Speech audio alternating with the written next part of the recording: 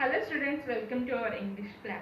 Today I am going to explain about grammar topic. Can you guess what is the topic today? Let's get started with the topic with one inspirational quotation which was given by APJ Abdul Kalam. If you want to shine like a sun, first burn like a sun. If you believe in yourself, you can do anything. If you can think you are a positive person, you will become a positive person. If you think you are a negative, and you will become a negative person. Why am I telling all these quotations? To get inspiration and to inspire others. Apart from that, and we have to look at what is the common word in these sentences.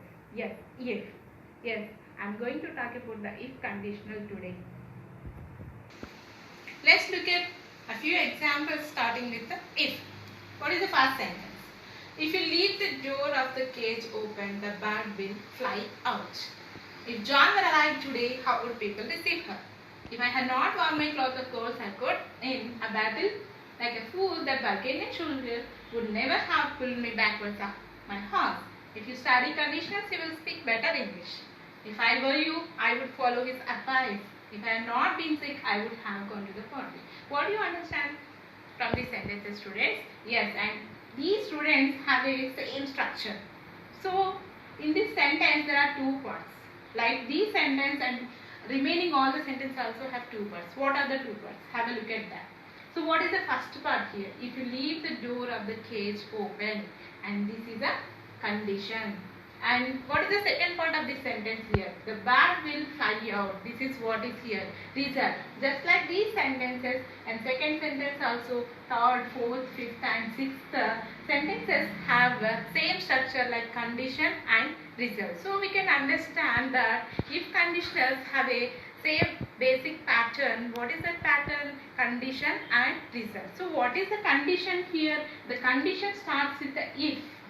So these particular part of the sentence is called as the if clause. And the second part of the sentence is a main clause. This is the result. This result is called as a main clause. So here we have to understand what it tells about. If you leave the door of the cage open, and if we leave the door of the cage, definitely the bird will fly out. If we don't leave the door, the bird will not fly. So we can understand here the action, the result will happen depending on this condition. So this sentence explains about the possible action. And look at the second one. If John were alive today, and this sentence from the text, we know that the John was not alive today, but we are imagining. So this tells about the imaginary situation. If the John were alive today, how would people receive her? Just we are imagining. So this tells about the imaginary action. If I had not worn my cloth of gold surcoat in a battle like a fool, if the John didn't wear that surcoat, that Bulgarian soldier would never have pulled her back of her horse. So this is a result here. So this tells about the improbable condition.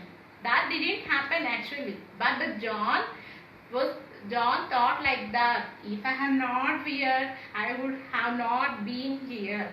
So this situation tells about the improbable action. So students, we understood that each and every sentence.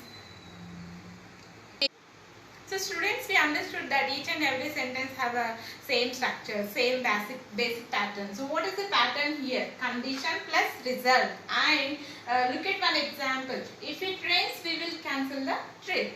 So in this sentence, we can observe that if it rains, it tells about the if clause, and here we will cancel the trip is a main clause. So here it is a condition and here it is a result. So what happens in the main clause is conditional to what happens in the if clause. So definitely the result will depending on the condition.